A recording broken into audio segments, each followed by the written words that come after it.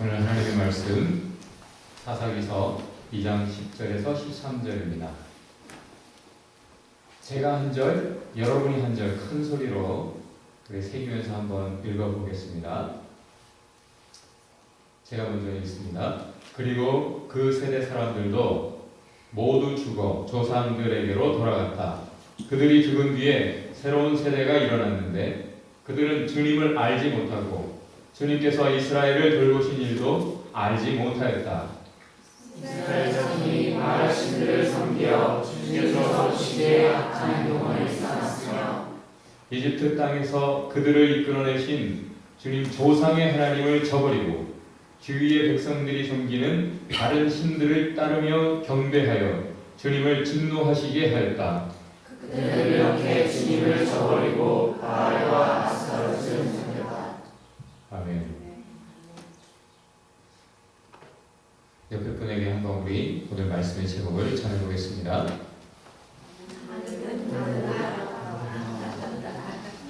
영어 제목으로는 You know 이렇게 하는 건데 You know 너 알잖아 이런 식으로 You know 이렇게 하는 거에 서로 그렇게 한번 해볼까요?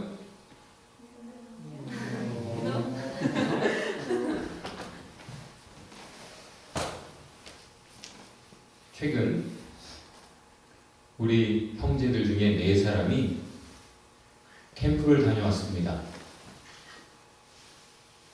주현이에게는 비밀로 해주세요. 너무나 재밌게 다녀왔는데 사람의 발길이 닿지 않은 곳에 가서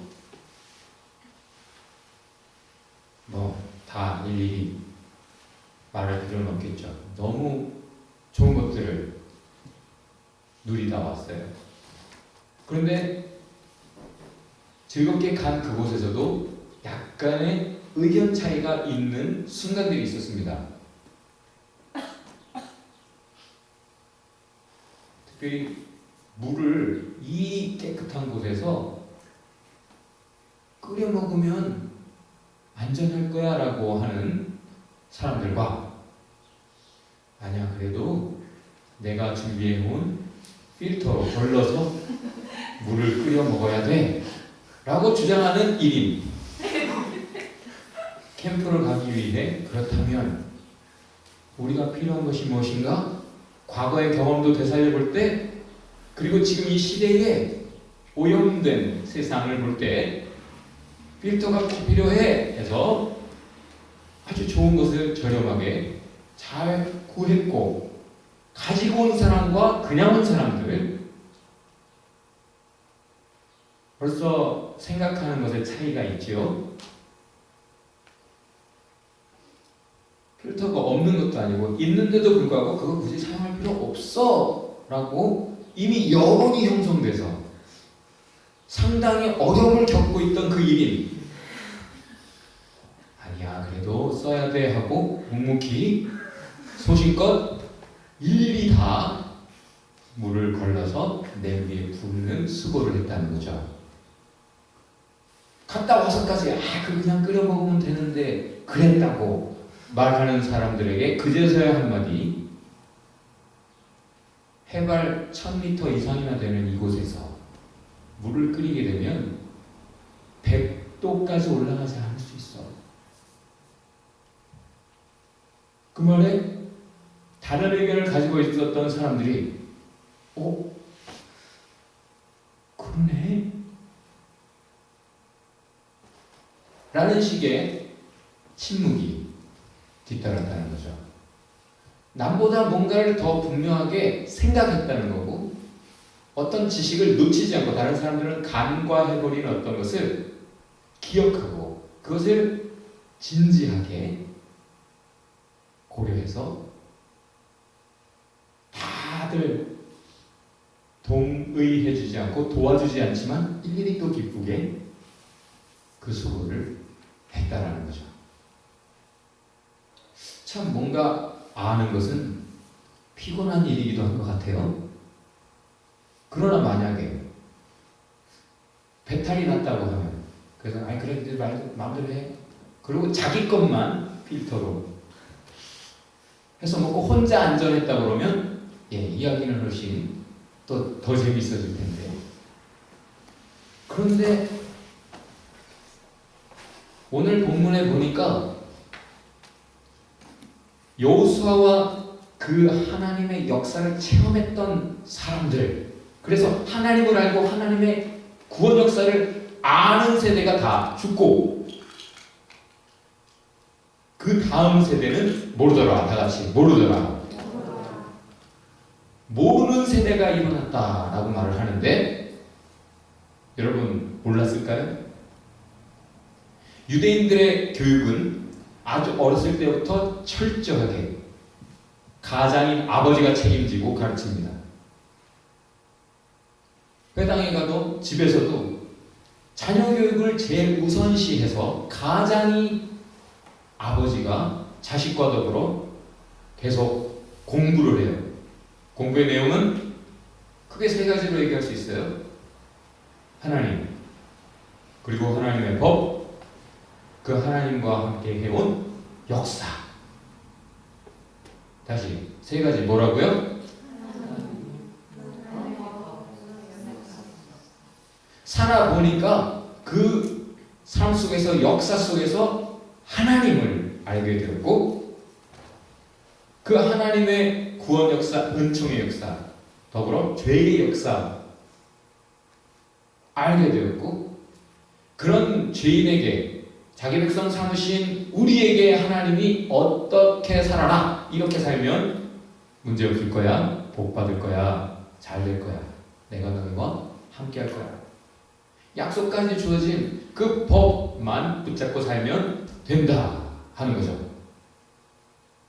유대인들은 아주 어렸을 때부터 평생 율법으로 주어진 이것을 어쨌든 복 받기 원해서라도 열심히 공부했어요. 다시 질문할게요. 알까요? 모를까요? 잘 알고 있습니다. 그런데 성경은 뭐라고 단언하죠? 몰랐다. 그들은 몰랐다라고 말하고 있어요. 그럼 이 모른다라는 게 무슨 뜻일까요? 그 다음 절에 있는 거예요. 버렸다.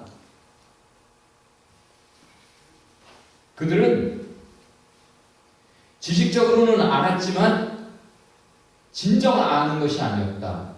아는 듯 몰랐다. 알지만 사실은 몰랐던 것이다. 여러분 많은 지식을 다른 어떤 시대보다도 가진 세대입니다. 그런데 정작 가진 지식은 잡다하게 이런저런 많은 아주 얄팍한 것들을 가진 세대임을 확인하게 되죠. 더군다나 정확하게 이거야 하고 확신 있게 가지고 사는 지식도 아니에요. 그렇다더라. 그래서 실제 상황에서는 어찌할 바를 모르고 실제 그에게 도움이 되지 않는 오히려 헷갈리고 몰랐나 너무 많은 이유가 있어서 하고 사실은 손 안에 가진 것이 없는 그런 세대다라고 볼 수도 있어요. 왜 그럴까요? 다른 어떤 시대보다도 많은 지식이 축적되어서 우리에게 주어졌는데 그 지식이 우리에게 별로 도움이 되지 않고 현실을 새롭게 하지 못해요. 이유는 옆에 분에게 뭘까요? 뭘까요? 한번 질문해 보세요. 그럼 한번 대답해 보세요. 뭘까요? 왜 이 시대는 그렇게 달달 외우고 있는 하나님 법, 하나님이 어떤 분인가, 하나님이 어떤 일을 하셨는가를 달달 외울 정도로 잘 알았는데도 불구하고 몰랐기 때문에 망했을까요? 몰랐기 때문에 엉뚱한 선택을 했고 그래서 아주 힘겨운 눈물의 역사를 써내려갈 수밖에 없었을까요? 왜 그랬을까요? 여호수아 죽어버린 그 세대, 그 세대와의 차이가 뭘까요? 그것은 경험입니다. 경험한 세대는 알았다라고 표현되고 경험하지 못한 세대는 모르는 세대라고 표현되고 있는 거예요. 성경에서 여기 안다 혹은 모른다라는 이 단어의 의미는 남녀가 결혼을 해서 잠자리까지 같이 하고 같이 살아보면서 남모르는 서로를 속속들이 아는 정도의 그런 의미를 가져요. 관계성 속에서 찐하게 아는 거죠. 마찬가지 많은 책을 읽고 소설을 읽는다 할지라도 지금 이 시대에 사이코패스의 세대, 사이코패스의 특징이 뭐다? 공감 능력의 부족이다. 지금 고통하고 있는 사람의 고통을 내가 전혀 못 느껴요. 그냥 지켜볼 뿐. 나는 과자를 먹으면서 아이스크림을 먹으면서 저 사람 피 철철 흘리면서 고통하고 신음하는 것을 보는 그런 무감각한 시대가 된 것은 너무 많은 것들을 접하면서 하나도 깊게 들어가서 느끼지 못하고 입장 바꿔서 내가 저 입장이 되어보지도 못하고 듣기는 듣지만 경청하지도 않고 생각을 하는 듯 하지만 묵상하지 않고 주문을 외우듯 기도하는 듯 하지만 진짜 마음을 담아서 자기의 기도를 점검하며 자기 기도를 새롭게 하고 자기 생각이 자기 기도가 옳은가조차 메타인지하지 못하는 그 결과 그냥 그런가 보지 뭐 하고 별개로 가는 거죠. 지식과 이 머리의 지식과 가슴이 따로 놀고 그래 하나님이 그렇게 하라고 하셨어. 그렇게 하면 복 받는다고 했어. 가르칠 정도가 되었지만 바울의 말대로 그들이 실제 그 말씀을 가지고 몸부림치며 싸우지는 않는 그런 현상 때문에 결국은 뭐 합니까? 그들이 자기가 알고 있는 바 버려버리는 거죠. 알고는 있지만 그걸 믿지도 않고 그것이 나의 것이 아니라 그것은 그냥 뭐 지식으로 불과하고 실제에 있어서는 나의 선택이 하나님 야훼가 아니라 하나님의 법이 아니라 내 욕심대로 좋아 보이는 것을 덥석 잡았다. 저와 여러분은 어때요? 여러분은 하나님이 인정하실 만한 하나님을 아는 사람입니까? 그러면 나는 알아. 여호와께서 집을 세우지 않으시면 세우는 자의 수고가 헛돼. 여호와께서 지켜주지 않으시면 내가 밤새 깨어 지켜도 다 헛되단 말이야. 하나님이 도와주셔야 돼. 하나님이 함께 하셨기 때문에 모든 전쟁에 승리하는 거고 하나님을 떠났을 때 하나님 함께 하지 않았고 전쟁할 때마다 깨졌던 거야. 그 역사를 우리가 지금 이번 주에 명시해서 가르쳐주는 역사를 읽고 있잖아요. 읽고는 있지만 그 역사를 읽었을 때 여러분이 그렇구나. 읽으면서 벌써 생각이 바뀌고 자기가 보이고 자기가 이러면 안 되지 하며 덜컥 겁이 나고 하나님 앞에서 하나님 용서해 주세요. 제가 큰일 날 뻔했네요. 이렇게 깨닫게 해주셔서 감사합니다. 하나님 제가 이거 잊지 않게 해주세요. 인생이 배웠으나 실제에 있어서는 잊어버리고 사는 참 어리석은 존재라는 것. 깨달을 때 위험천만한 현실을 보고 그래서 내 삶이 이렇구나. 그래 하나님의 긍휼과 용서를 구하며 결단하면 하나님 제 힘으로 안 되네요. 하나님 제발 저를 새롭게 해주세요. 하고 내가 더 말씀을 놓치지 말아야겠다. 그래서 이스라엘 백성에게 계속 주어진 것이 앉아도 말씀이 보이게 하고 누워도 말씀이 보이게 하고 네 손목에 매고 이마에 매고 주야로 묵상만 해봐. 그러면 형통할 거야. 평탄할 거야. 시냇가에 심기운 나무처럼 물 걱정 없어 세상이 가뭄에 시달려도 사시청청 때따라 열매를 맺는다. 아쉬울 것 없는 인생이 될 거야. 달달달 외우지만 여러분 그렇게 살아갑니까? 아, 참 사사기서 읽어보니까 이스라엘 백성 정말 어리석다. 기껏 구해주면 또 죄를 저지르고 기껏 또 막 한참 그러면 또 하나님이 긍휼히 여기서 도와주시면 이제는 정신 차릴 줄 알았는데 계속 악순환, 오히려 깨리몰스 더 나빠져가는 인간들. 참 형편없네. 그저 그렇게 단편적으로 읽고 많은 사람들이 많은데 실제 성경을 어쨌든 놓치지 않고 계속 살아본 사람들의 고백은 무엇입니까? 다 같이 봅시다. 성경은 거울이로구나. 나도 별반 다르지 않구나 해보니까. 그래서 더 성경이 실제로 다가오고 이 말씀이 그래서 위로가 되고 하나님을 찬송하게 되죠. 더 나의 믿음이 새로워지죠. 그렇게 가고 있습니까?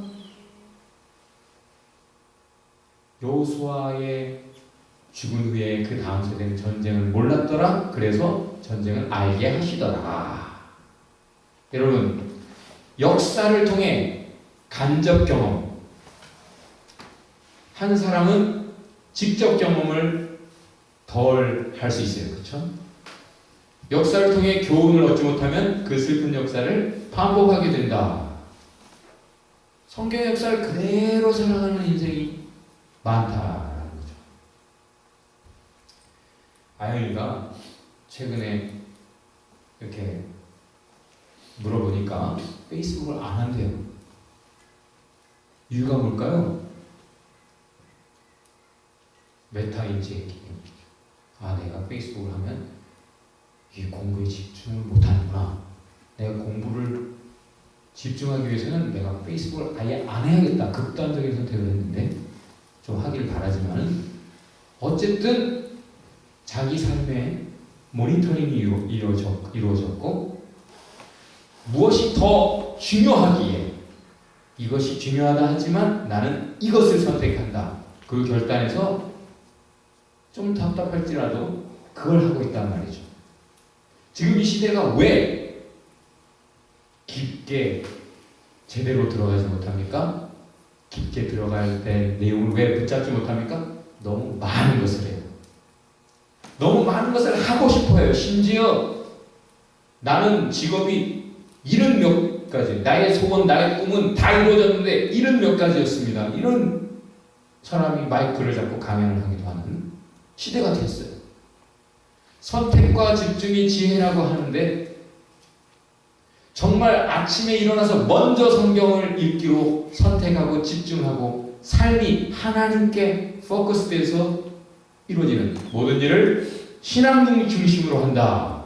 그렇게 여러분이 외치지만 정말 그렇게 사는 사람이 우리 안에 몇 명이 됩니까? 그렇게 아영이는 분별을 했기 때문에 우선순위를 재배열하고 거기에서 덜어는 버려버린 거죠. 버리지 못하면 얇게 갈 수밖에 없어요.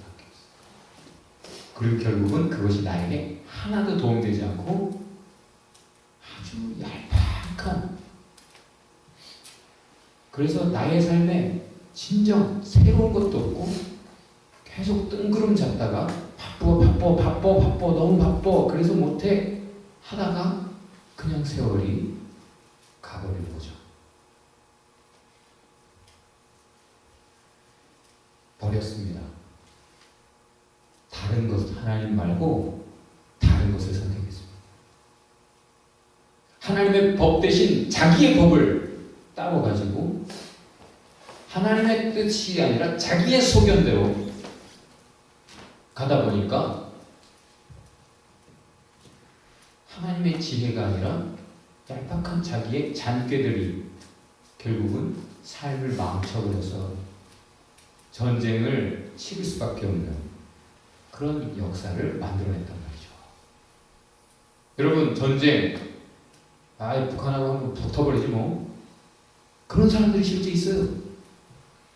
총만 한 번 쏴봐도 여러분 영화에서 보면 이렇게 멋있잖아요. 그게 딱 M16 같은 거 막 아니 그것도 아니야.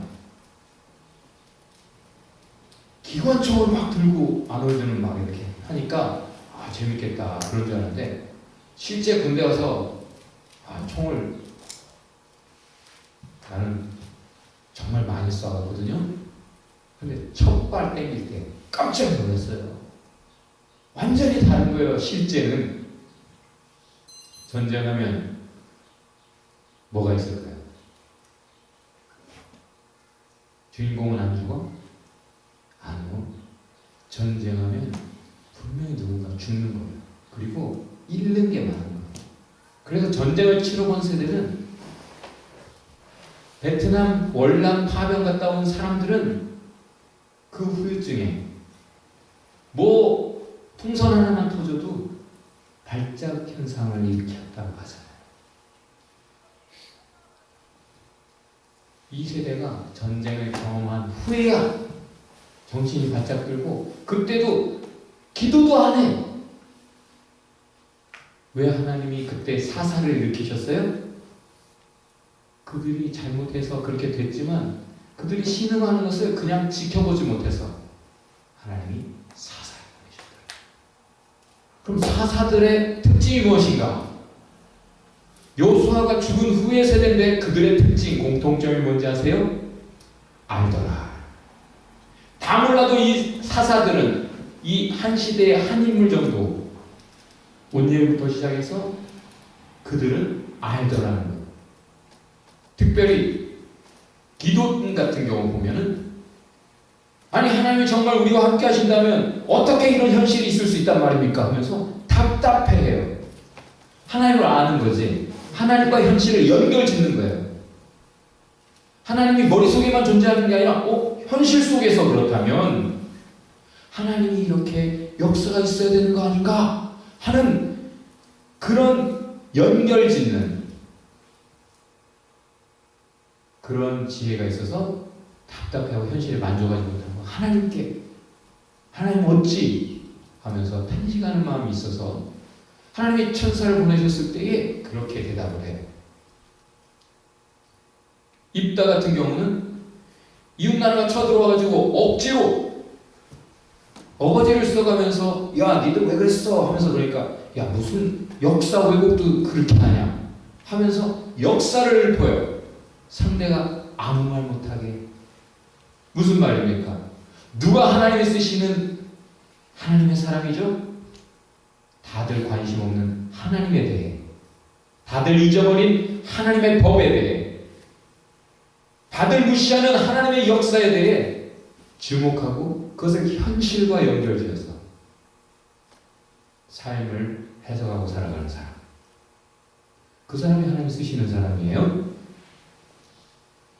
옆에 분에게 이렇게 한번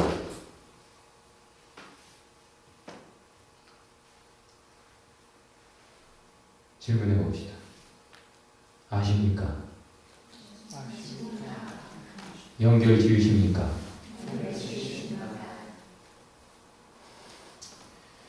한국에서 이 시대의 나름 제일 훌륭한 목사님 4분 하면 꼽는 몇 분이 있어요. 그분들 중에 2분이 돌아가셨죠 아마? 근데 아직 생존해 계신 한 분, 은퇴하신 원로인데 그분이 최근에 목회자들, 젊은 다음 세대 목회자들을 놓고 이런 말을 남겼어요. 나는 대한민국에 교회가 많이 세워지면 정말 하나님의 놀라운 은총 속에 하나님의 나라가 될 줄 알았다. 그래서 기도를 그렇게 했고 많은 대한민국 사람들이 하나님을 믿기를 힘썼다. 그런데 교회는 많아지고 성도들, 교인 수는 많아졌는데 실제 그렇게 사는 사람은 잘 없더라. 그래서 이게 아니구나 해서 성경 공부를 열심히 하고 제자 훈련을 많이 하면 그들의 삶이 달라지지 않겠나 해서 또 거기에 헌신했다는 거예요. 그런데 역시 삶은 무관하게 달라지지 않더라. 실제 자기 자신만 봐도 가르치는 위치에 있었고 설교하며 늘 말씀 붙잡고 그렇게 살았음에도 불구하고 실제 자기가 전하는 말씀대로 살지 못하는 인간이더라. 이것을 고백했어요. 이것을 고백했어요. 젊은 세대 목사님들이 그 말을 듣고 신선한 충격을 받았어요. 근데 그것이 사실은 지금 우리가 읽고 있는 사상이서가 말해주는, 아니 성경 전체가 말해주는 거예요. 뭐죠? 인간이 그렇게 어리석다, 연약하다, 아는 만큼도 못 산다. 그리고 자기 욕심에 지배받지 이성보다 감성에 드리븐돼서 살아가지, 오히려 알면서도 엉뚱한 거 선택하는 그런 어리석은 인생, 우리가 그런 줄 아시고 그 선택에 따라 쓰디쓴 열매들을 맛보게 하시지만 그럼에도 불구하고 이해하시고 용서하시고 건지신다. 누구를 통해? 한 사람 사사를 통해. 한 사람 사사를 통해. 우리 중에 누구라도 한 사람이라도 하나님의 법을, 하나님의 역사를 다시 주목해서 붙잡는다면 그 사람을 통해 많은 눈물 가운데 있는 영혼들이 하나님의 구원 역사를 체험하고 그렇게 하나님을 찬송하게 된다. 이것이 우리가 이번 주에 읽은 내용이에요. 그런데 그 한 사람, 특별히 입다의 말을 들어보면 사사라는 말은 샤퍼라는 말로서 셰퍼드하고 관계가 있어 보여요. 근데 리더의 의미도 있지만 제일 메인 의미는 judge, decision maker. 모르겠어 하고 막 두 사람이 다투잖아요. 의견 충돌을 일으키면 그때 이건 이런 거야 하고 납득이 되는 분명한 기준, 하나님의 법으로 해석해주고 판단을 내려주는 사람을 사사라고 하는 거예요. 다시 말해서 분별력이 있어야 되는 거죠. 하나님의 법을 가졌어야 분명하게, 그 법을 가지고 고민을 해봤어야, 실제 사례들을 가지고 케이스 스터디를 해봤어야 거기에 대해서 확인된 것들을 납득이 되게 분명하게 얘기를 해줄 수 있고, 드보라를 찾아가듯이 그에게 질문이 있는 사람들이 다가가서 질문하는 거죠. 여러분 그런 존재입니까? 여러분의 주변에 사람들이 여러분에게 옵니까? 베드로가 얘기한 대로 너희 소망에 관한 이유를 묻는 자들에게 대답할 것을 얘기해라. 세상 사람들과 다른 소망을 가졌어야 세상 사람들이 갖지 못한 다른 기준, 다른 평안, 기쁨, 정말 부러워 보이는 뭔가, 자기들도 갖고 싶은 뭔가를 우리가 가졌어야 그 사람들이 저 사람들은 뭔가 다른 거 가졌는데 그게 뭐야? 라고 질문할 거 아니에요? 아무도 질문하는 사람이 없어요? 그렇게 안 사는 거예요. 다르지 않은 거예요. 모르는 거예요. 그렇게 살아야 그때 막 믿으세요 하는 게 아니라 내가 그렇게 살면 사람들이 다가올 것이고 그때 질문하면 대답을 해줘요. 오히려 두려운 거예요. 하나님의 것만 네 입에서 나올 수 있다. 그게 우리에게 주어진 사명이죠. 신구약 전체를 통틀어서 크리스찬들에게 주어진 사명은 먼저 분별력을 가진 이 시대의 사사가 되어라. 그런데 입다의 말은 자기가 하나님의 구원 역사를 이룬 사사이지만 이제 당신이 우리를 다스려주세요. 당신이야말로 분별력이 있고 당신이야말로 하나님의 뜻에 대해 고민했고 인생을 고민했고 그래서 모두가 두려워 벌벌 떨고 있을 때 목숨을 걸고 하나님의 뜻을 붙잡고 우리를 구원해내는 전쟁을 치렀고 당신이 구원의 주역이니 하나님 역사의 주역이니 우리를 다스려 주세요 라고 말했을 때 입다가 아니 기도는 아니 나나 내 자식들이 다스릴 것이 아니라 하나님이 사사시다. 하나님이 왕이시다. 하나님이 다스리셔야 된다. 하나님이 다스리실 것이다. 라고 말하는 거죠. 실제 한 사람 예수 그리스도 그가 우리가 할 수 없는 죄의 문제를 위해 싸우셨습니다. 목숨 걸고 우리를 살리셨어요. 예수님 우리의 왕이십니까? 우리를 다스리십니까? 그렇다면 우리의 삶에 슬픔과 근심이 있다가도 다시 사사가 출현하기만 하면 평화의 시대가 도래해요. 정말 다시금 주님을 기억하고 다시 주님 앞으로 돌아가서 기도할 때마다 신음할 때마다 때로는 어떻게 기도해야 될지도 몰라 성령도 탄식하신다 해요. 그런데 하나님은 그걸 기도로 인정하시고 응답하세요. 바로 평화를 회복할 것입니다. 주님이 우리의 사사이십니다.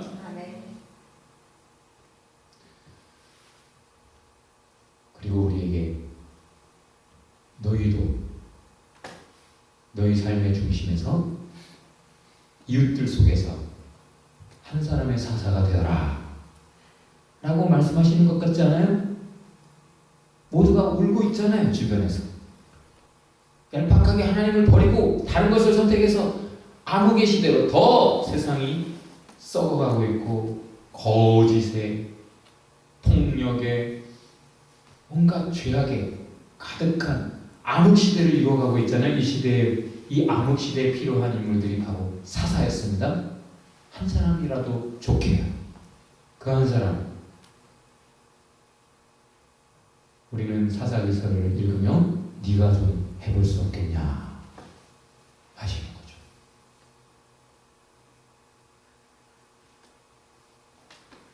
우리 옆에 분에게 한번 질문해 봅시다. 사사가 되주실 수 없으신가요?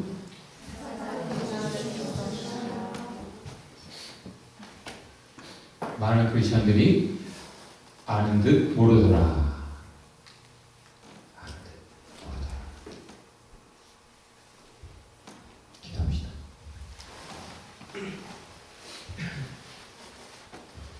우리가 진정 알게 하옵소서. 하나님,